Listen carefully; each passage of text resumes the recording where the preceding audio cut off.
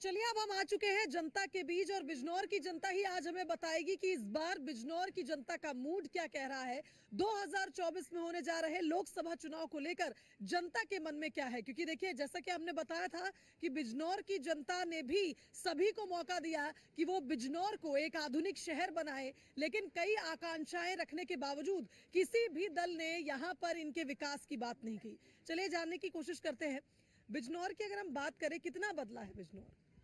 देखिए जी, बिजनौर बहुत बदल चुका है, समझदार हो चुका है युवा इस टाइम, और रोजगार के मुद्दों का आपके वोट होगा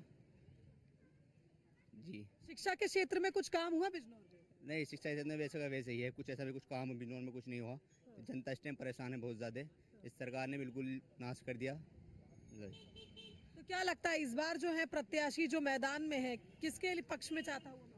ये प्रत्याशी अभी तो है जनता के जो युवा हैं अभी बुकराए हुए हैं। अभी 8 तारीख के बाद समीकरण बनेगा बिजनौर का कि क्या है, किस पे वोट जाएगा। बहरहाल कि निजी प्रत्याशी को आपके वोट होगा। चलिए, तो कुल मिला के ये कहा जाए कि कई ऐसे मुद्दे हैं यहाँ पर, शिक्षा से जुड़ा मुद्दा है, रोजगार से जुड़ा। जानना चाहूंगी बिजनौर, आपने तो काफी लंबे समय से यहाँ रहे, देखा होगा कितना बदलाव देखा इस क्षेत्र में?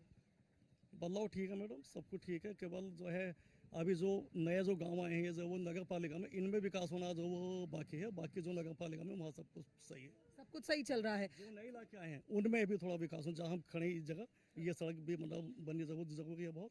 यहाँ बहुत ज़्यादा दिक्कत है सड़क पे, यहाँ पे नाली भी नहीं बनी हुई यहाँ पे, और पानी की बरसात में बहुत ज़्यादा दिक्कत हो जाती है यहाँ पे। प्रत्याशी जो है इस बार लोकसभा के मैदान में कई दावे किए जा रहे हैं, चाहे फिर वो इंडी गठबंधन की ओर से हो, सपा और बसपा, आपने सुना होगा लगातार जो प्रत्याशी दावे कर रहे हैं। क्या लगता है ये दावे पिछले चुनाव में भी किए गए थे, कितने पूरे हुए?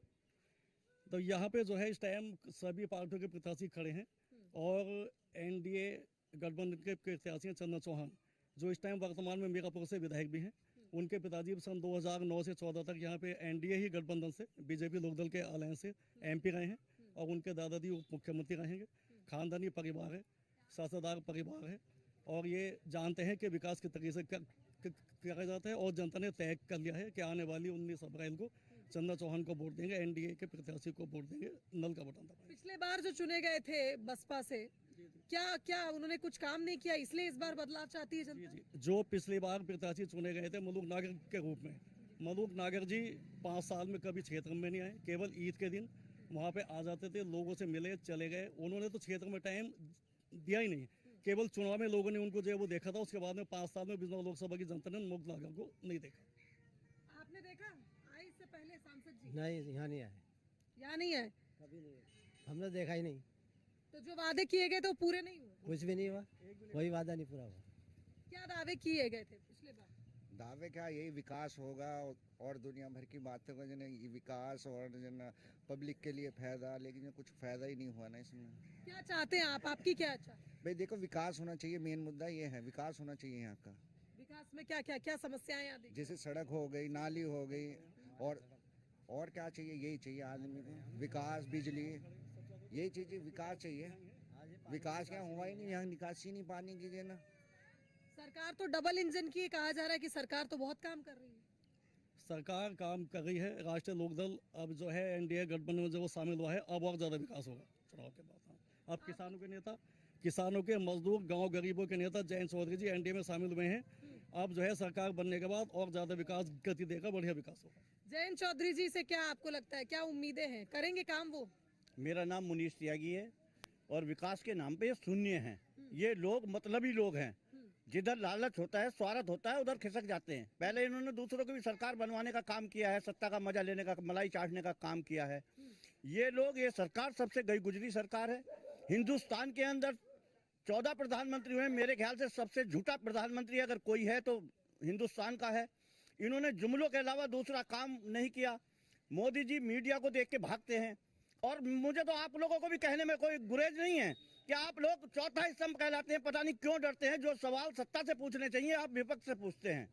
मोदी जी से हम तो विपक्ष ने, हम तो मेरी बात का जवाब दो। मोदी जी से पूछिए कि मणिपुर में कितनी लड़कियों को नंगा घुमाने का काम किया, प्रेस करिए ना उनसे पूछिए। 850 किसान बॉर्डर पर उन्होंने मरवाने का काम किया, पूछिए मोदी जी से। कितने बच्चों ने फांसी लगाने का काम किया, पूछिए मोदी जी से। आज जिस तरह से मोदी जी प्रेस को देख के भागते हैं, एक सवाल बोलने के लिए तैयार नहीं है। आज स्वास्थ्य के नाम पे जीरो है।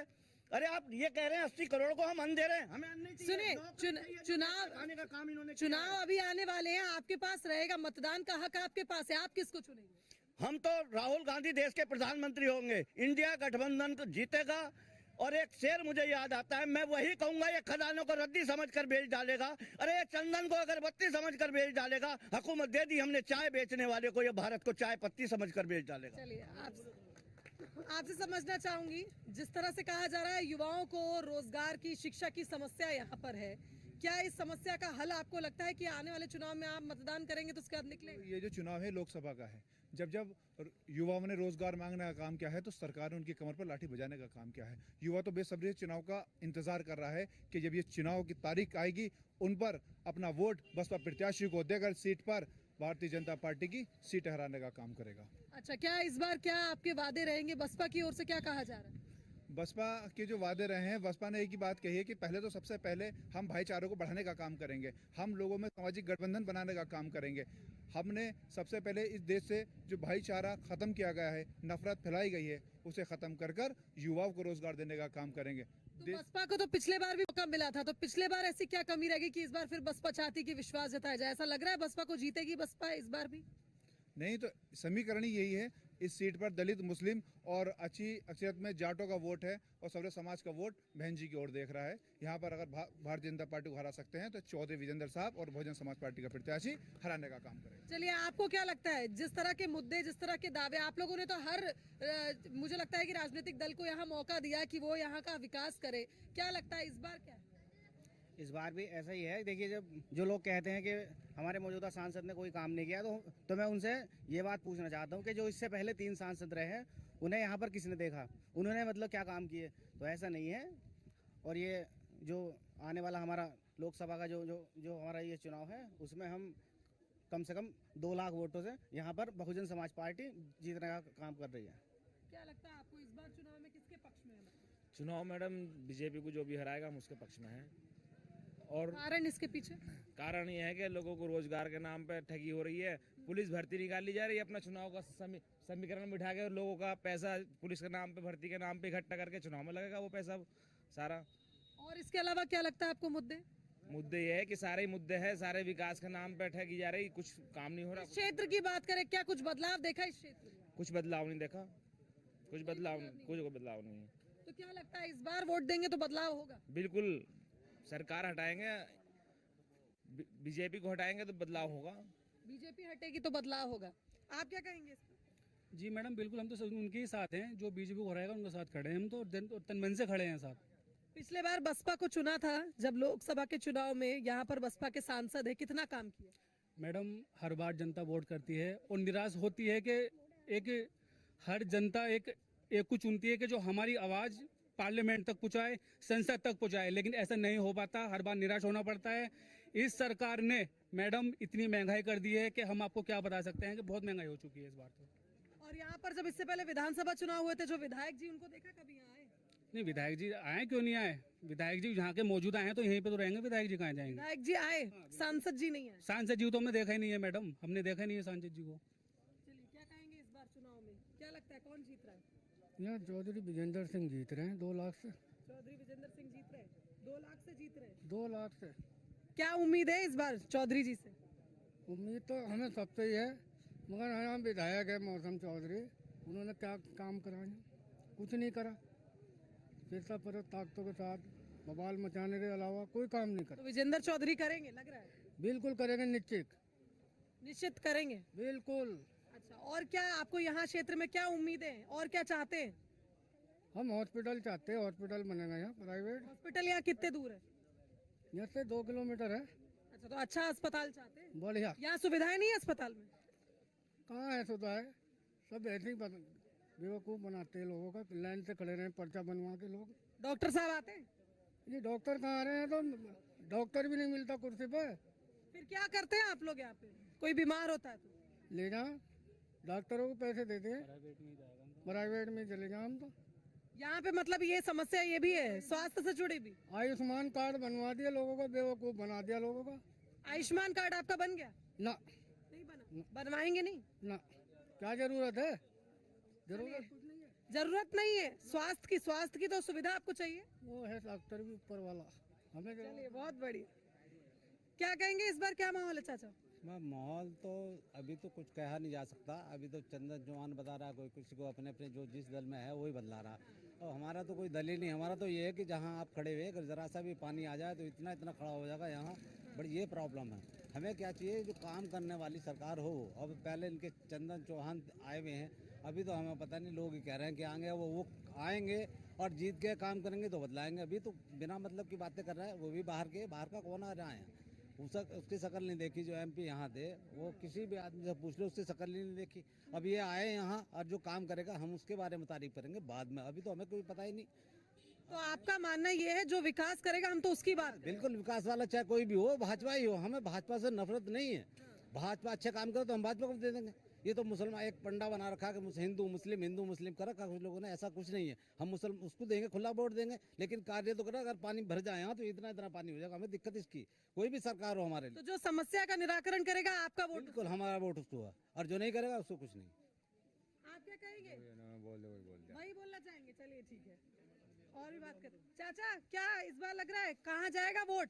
कहाँ जाएगा वोट? वोट कांग्रेस हो जाएगा। कांग्रेस को जाएगा? अच्छा, क्या लगता है बदलाव होगा? नहीं, कामयाब होगा, कांग्रेस कामयाब होगी। कांग्रेस कामयाब होगी, यहाँ बदलाव होगा उससे? हाँ होगा। हाँ बिल्कुल। आप तो लंबे अरसे से यहाँ होंगे, कुछ बदला यहाँ पे? हाँ हाँ ठीक है, बढ़िया। क्या बदला? कांग्रेस ना, कांग्रेस ने नहीं, आपके इधर क्या बदला? यहाँ हाँ, यहाँ कुछ बदला? मुझे सुना भी कम आओ इस क्षेत्र में कुछ बदला? ना भाई, मुझे ना बदला। विकास हुआ? विकास क्या हुआ? हाँ। क्या हुआ? बढ़िया हो रहा, बढ़िया काम हो रहा सर। बढ़िया हो रहा। चाचा को सब बढ़िया लगे। और भी लोगों से बातचीत करते हैं। देखिए यहाँ पर बोला जा रहा है कि जो पहले जीते वो कभी दिखे नहीं, जो अभी दावे किए जा रहे हैं वो आएंगे या नहीं इसकी भी कोई वो गारंटी नहीं ले रहे। वो चाचा बोल रहे थे गारंटी अब नहीं, हमें तो यहाँ काम जो करेगा उसको हम वोट देंगे। यहाँ की समस्याएं आपको क्या लगता है इसका निराकरण आने वाले चुनाव के बाद हो जाएगा? बिल्कुल होगा जी। असल में पहली बात क्या है कि जो दिखे नहीं है उनका टिकट काट दिए गए हैं। सच्चाई ये है कि जो अगर वो यहाँ अगर लोगों में काम करते तो वहाँ प्रत्याशी होते हैं, उन्हें उनकी सज़ा मिल चुकी है। आपको मैं बता दूं कि इस सीट पर काफ़ी टाइम से चौधरी विजेंद्र सिंह काम कर रहे हैं, और सच्चाई ये है कि सर्व समाज के लोगों के साथ, किसानों के साथ, मजदूरों के साथ, गरीबों के साथ अगर यहाँ वास्तव में इस सीट पर कोई खड़ा है तो चौधरी विजेंद्र सिंह जी खड़े हैं। और जनता ने मूड बना लिया है कि चौधरी विजेंद्र सिंह जी को वोट देकर बड़ी तादाद में जिताने का काम करेंगे। चलिए, लेकिन आपको ऐसा मतलब लग रहा है कि अब क्योंकि जिनका टिकट कट चुका है उन्होंने काम नहीं किया, अब जो आ रहे हैं वो काम करेंगे? बिल्कुल काम करेंगे जी, क्योंकि सरकार की नाक में दम करने का काम चौधरी विजेंद्र सिंह ने करा था। दिल्ली को पूरी घेरने का काम भी चौधरी विजेंद्र सिंह ने करा था। ये तो बिजनौर के लोगों का सौभाग्य है कि उन्हें चौधरी विजेंद्र सिंह जैसा प्रत्याशी मिला है जो इस सीट पर भारतीय जनता पार्टी को पटकने का काम करेगा। चलिए, यानी कुल मिला के जी मैडम, जो इस टाइम इंडिया गठबंधन के प्रत्याशी हैं बिजनौर लोकसभा क्षेत्र से चंदा चौहान थी, वो मीरापुर से वर्तमान में एमएलए हैं। अभी 2.25 साल हुए हैं। 2.25 साल में उन्होंने मीरापुर विधानसभा में 75% काम वे कर चुके हैं अपनी विधानसभा के अंदर। चाहे आप जाके सर्वे कर लें मीरापुर विधानसभा के अंदर, और वे खानदानी आदमी हैं। राजनीति उनके मतलब जो वो खून में है। उनके दादाजी उप मुख्यमंत्री रहे, पिताजी एमपी रहे, और ये चंदा चौहान जी काम करने वाला आदमी है। और एनडीए गठबंधन के प्रत्याशी को सब समाज का वोट मिल रहा है, और ये 2.5 से 3 लाख के बीच इनकी जीत है। 4 जून को देख लेना आप, 2.5 और 3 लाख के बीच इनकी जीत है। बसपा सपा कोई भी मतलब जो लड़ाई में नहीं है, सब लोग लड़ाई से बाहर हैं। बिल्कुल वो कह रहे हैं बसपा सपा लड़ाई में ही नहीं है। मैं आपको बता दूं, चंदन चौहान जी जो है उन्होंने मुसलमानों का, दलितों का, पिछड़ों का वोट ठग कर भारतीय जनता पार्टी को सौंपने का काम करा है। जनता तो उन्हें लोकसभा इस बार वही मीरापुर की विधानसभा सीट भी नहीं बच पाएगी उनकी, क्योंकि जिन्होंने खासतौर ये मुस्लिम समाज की बात है, जिसके साथ ही एक बार हुआ तो हो गया, और जिसने इसे धोखा दे दिया तो जिंदगी भर उसके तरफ मुड़ के नहीं देखने का। बहन मायावती मैडम हर बार मुसलमान भाइयों का वोट देके हर बार भाजपा की गोद में बैठी है। जो वो जाके उसने हर बार मुसलमान को धोखा देने का काम किया, और आज वो बिल्कुल चुप है। एनडीए गठबंधन का साथ दे रही बहन जी चुप हो गए। हम उनका भी बहन जी का शुक्र अदा करना चाहते हैं कि वे पूरी तरह से भारतीय जनता पार्टी और लोकदल का साथ देने का काम कर रही।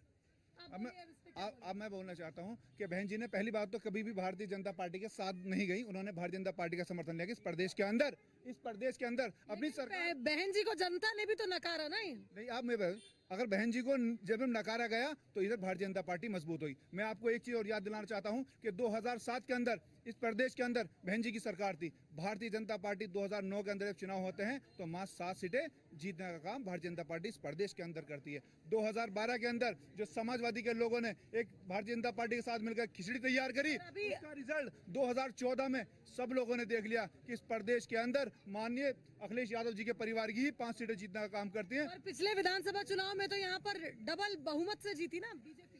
तो अब यही तो कंडीशन रही है कि हमारे जो लोग हैं, यहाँ पर जो लोग संविधान की बात करते हैं, उन लोगों ने अखिलेश यादव पर विश्वास जताया, लेकिन अखिलेश यादव के समाज के लोगों ने भारतीय जनता पार्टी को वोट देने का काम किया। यही वजह है कि आज ये सब लोग समझ चुके हैं कि अखिलेश यादव भी उसी संघ के लोग हैं जो भारतीय जनता पार्टी को वोट और सपोर्ट करते हैं। पर भारतीय जनता पार्टी को अगर सपोर्ट करेंगे तो इंडी गठबंधन क्यों बनाएंगे? आज आपको मैं बता दूं, ये जवाब भी मैं दूंगा। आज आप देख रही हैं पूरे उत्तर प्रदेश के अंदर जितनी मोहब्बत मुसलमान अखिलेश यादव से करते हैं, टिकट के नाम पर सिर्फ ठगने का काम किया है मुस्लिम समाज के लोगों को। आज आप देख लीजिए हर सीट पर डमी प्रत्याशी अखिलेश यादव ने उतारे हैं, वो भारतीय जनता पार्टी को मजबूत करने का काम कर रहे हैं इस प्रदेश के अंदर। पर वो तो कह रहे हैं वो तो पीडीए पे लड़ रहे हैं, वो तो मुसलमानों के अल्पसंख्यकों की आवाज बन रहे हैं अखिलेश यादव। तो अखिलेश यादव की सरकार में ही सबसे ज्यादा अगर किसी को उत्पीड़न हुआ है तो खास तौर से मुस्लिम समाज को उत्पीड़न हुआ है। 300 से ज्यादा दंगे अखिलेश यादव की सरकार में इन मुसलमानों ने देखे हैं। इन मुसलमानों भी सबसे ज्यादा मुकदमे अखिलेश यादव। लगता है आपको इस बार बहन जी मुसलमानों को धोखा नहीं देंगी? नहीं देंगे। बहन जी ने तो कभी मुसलमानों को धोखा नहीं, मुसलमानों को मौका बहन जी चुप भी तो हो जाती है मुसलमानों के मुद्दों। इस प्रदेश के अंदर अगर हिस्सेदारी देने का काम किसी ने कहा है तो 100-150 टिकट बहन जी ने मुसलमानों को देने का काम किया है। बहन जी ने दरी बिछवाने का काम नहीं किया, अखिलेश यादव ने ठगने का काम किया है। अखिलेश यादव ने ठगने का काम किया, बड़ी बात कह रहे हैं, क्या कहेंगे इसको? अखिलेश यादव ने ठगने का काम किया, मुसलमानों को चूतिया बनाने का काम किया, मुसलमानों को रिक्शा चलवाने का काम किया कि तुम रिक्शा चलाओ और यादव भर्ती हो जाओ। पुलिस में भर्ती यादव की और रिक्शा चलाने को मुसलमानों को दे दिया कि रिक्शा तुम चलाओ। यहाँ जीतेंगे विजेंद्र चौधरी 3 लाख वोटों से। ये आपकी घोषणा है। पार्टी का कैंडिडेट अब मैं उनसे बात करके आती हूँ, तब तक 4 लाख कर दीजिएगा। फिर मैडम, जब प्रदेश के और देश की जनता ने बसपा सभा को मौका दिया है, इन्होंने जनता का विकास न करके अपना विकास करने का काम किया है, जनता को ठगने का काम किया है। इस बार उत्तर प्रदेश के अंदर एनडीए 80 और पूरे देश के अंदर 412 सीटें जीतेगा। जो मोदी जी का नारा है वो पूरा सच साबित होगा। अब सपा और बसपा दोनों ये आपस में लड़ रहे हैं कि हम मुसलमान हितैषी, इस पर क्या कहें? कोई भी हितैषी नहीं, ना सपा हितैषी, ना बसपा हितैषी, मुसलमान हितैषी कोई नहीं। ये तो बोल रहे हैं। केवल देश के अंदर गांव गरीब किसानों के नेता जयंत चौधरी हैं। जयंत चौधरी आवाज उठाते हैं लोकसभा, चाहे वो सड़क पे हो, चाहे लोकसभा के अंदर हो, संसद में हो, चाहे सड़क पे हो। केवल राष्ट्रीय लोकदल जयंत चौधरी जी गांव गरीब और किसान की बात करते हैं और इसमें सभी जात जाते हैं। जयंत चौधरी जी ने जो इस बार गठबंधन किया है बीजेपी से, इस पर आपकी क्या राय है? ये कुछ सफल होगा? इन्हें बर्बाद कर देगी बीजेपी। ये बीजेपी जिसे लेती है उसे बर्बाद करने का काम करती है। चाहे जयंत चौधरी रहे हो, चाहे मायावती जी रही हो, कोई भी इनमें से बोला नहीं है। चाहे मणिपुर कांड रहा हो, चाहे किसानों की हत्याओं का मामला रहा हो, चाहे युवाओं के शोषण का मामला रहा हो, चाहे कानपुर में 2 लड़कियों को बलात्कार करने के बाद रात में पेड़ पे टांगने का मामला रहा हो, इनमें से कोई नहीं बोला। इस देश के अंदर राहुल गांधी एक ऐसा नेता है जो तमाम दुनिया में, मैं समझता हूँ, इतना पैदल कोई नहीं चला होगा, लाखों की भीड़ को लेकर कोई नहीं चला होगा। इस देश की लोगों की आंखें राहुल गांधी को प्रधानमंत्री देखना चाहती हैं। और वही आप राहुल गांधी की बात करें, राहुल गांधी इस वक्त सपा के साथ है और बसपा के गठबंधन जीतेगा। इंडिया गठबंधन 1000% जीतेगा। एक शेर और सुन लो, मेरा आजान होने वाली है कि घास खाती है, दूध देती है, गाय की आदत तो देखिए, और ये दूध पीते हैं, जहर उगलते हैं, इन नागों की फितरत तो देखिए। मैडम, ये बार बार बात कर रहे हैं राहुल गांधी की, चाहे वो कांग्रेस की। आज इस देश की जितनी दुर्दशा करने का काम का कांग्रेस पार्टी ने किया है 75 साल के अंदर। देश का जितना भी विकास में पिछड़ा है देश, तो कांग्रेस का शासन में पिछड़ा है। एक घोटाला मनमोहन जी की सरकार में रोज एक मंत्री मतलब जो है वो जेल गया, डेली एक मंत्री मतलब जो है वो गया जेल। और हमारे जयंत चौधरी जी और बिना लोकसभा के प्रत्याशी चंदन जी दोनों नौजवान हैं, एक से एक सुनाता आपके ऊपर, हक के सैदाई हैं, बातिल को मिटा डालेंगे, गर्द से दौर भी आया तो बदल डालेंगे, नौजवानों ने जिसे चाहा है बदल डाला है, नौजवान जिसे चाहेंगे बदल डालेंगे। जय हिंदुस्तान। क्या लगता है आपको? सुने आपने कितनी बड़ी बड़ी शायरियां यहाँ हो गई हैं दोनों ही दलों को लेकर। क्या लगता है आपको? एक गठबंधन है, इंडी गठबंधन, एक है ये महागठबंधन है एनडीए। और मैडम मैं तो ये कहना चाहूँगा कि बीजेपी ने जो वादे किए थे वो अभी तक पूरे नहीं हुए। लोगों के खातों में 15 लाख आने थे, वो अभी तक इंतजार कर रहे हैं, 15 पैसे नहीं आए। और रोजगार के नाम पे गैस पे देख लो आप कितना रेट है, पेट्रोल पे देख लो, डीजल पे देख लो, हर चीज़ पे बढ़ा दिए, बढ़ोतरी कर रखी है। ये समझ लो कि भारत इस टाइम सबसे गरीबी में है। भारत गरीबी में है, लेकिन भारत तो दूसरी अर्थव्यवस्था बनने जा रहा है पूरी दुनिया में। तो इसलिए बनना चाह रहा है कि यहाँ से सकोर के दूसरी जगह जा रहा है, वहाँ जाके मोदी जी अपना काम कर रहे हैं। जी जी जी। जिस तरह से आपने सुना अभी सबकी प्रतिक्रिया है, आपको क्या लगता है, क्या इस क्षेत्र में यहाँ क्या होने जा रहा है इस बार चुनाव? इस बार तो महागठबंधन जो है ना, उसी की जीत होगी इंशाल्लाह। और मैं कहना चाहता हूँ सब पार्टी से, सभी ने मुसलमानों को ठगा है। कोई भी ऐसा नहीं है दूध का धुला हुआ जिसने ना ठगा हो। सपने दिखाए, कुछ नहीं मिला बेचारों को। तो मुसलमानों को ठगा गया, किन बातों पर ठगा गया? उनकी शिक्षा के लिए, उनके एजुकेशन, उनके रोजगार के लिए, उनके ऊंचे उठाने के लिए सबने ठग दिया बिल्कुल। चाहे सबने ठगा। और बिजनौर भी आधुनिक शहर नहीं बन पाया, अभी भी पीछे है बिजनौर। बहुत पीछे है, पिछड़ा इलाका हो गया बिल्कुल, कुछ नहीं किया। यहाँ पे सांसद बनते, कौन सवारेगा फिर बिजनौर को? सवारेंगे तो वोटर्स ही, जो अच्छा नेता चुने। मगर अफसोस हर बार चुनने के बाद कोई यहाँ दिखाई नहीं देता, तो विकास ही क्या होगा यहाँ पर। इस बार किसके पक्ष में माहौल? माहौल तो वैसे गठबंधन का ही है, इंडी का। एनडीए तो जीतेगा नहीं, खैर एनडीए नहीं जीतेगा। नहीं। तो कुल मिलाकर ये कहा जाए, जिस तरह से हमने प्रतिक्रियाएं ली लोगों की, बिजनौर की जनता काफी ज्यादा आक्रोशित है, काफी ज्यादा हताश है, क्योंकि जिस तरह से लगातार हर राजनीतिक दल को मौका दिया गया, उसके बावजूद जब यहाँ की जनता के बारे में सोचा नहीं गया, तो कहीं ना कहीं ये टीस, ये रोष उनके अंदर है। और इस बार वो किसको जिताते हैं लोकसभा चुनाव में, ये भी एक बहुत बड़ी चुनौती होगी, क्योंकि बिजनौर की जनता चाहती है कि विकास हो, बिजनौर जो पीछे छूट गया है उसे आगे बढ़ाकर आधुनिक बनाया जाए। तो देखना होगा इस बार 4 जून को ये जनता किसको समर्थन देती है, किसको अपना आशीर्वाद रूपी वोट देती है। कैमरामैन राज के साथ शुभांगी सिंह मिश्रा, न्यूज़ 1 इंडिया, बिजनौर। बिजनौर की जनता ही आज हमें बताएगी कि इस बार बिजनौर की जनता का मूड क्या कह रहा है। ताकि जो युवा हैं अभी बुकराए हुए हैं, अभी 8 तारीख के बाद समीकरण बनेगा बिजनौर का कि क्या है, किसको वोट जाएगा। अभी जो नए जो गाँव आए हैं, जो वो नगर पालिका में, इनमें विकास होना जो वो बाकी है, कुछ भी नहीं हुआ, वही वादा लिखा है। विकास के नाम पे ये शून्य हैं। ये लोग मतलबी लोग हैं। जिधर लालच होता है, स्वार्थ होता है, उधर खिसक जाते हैं।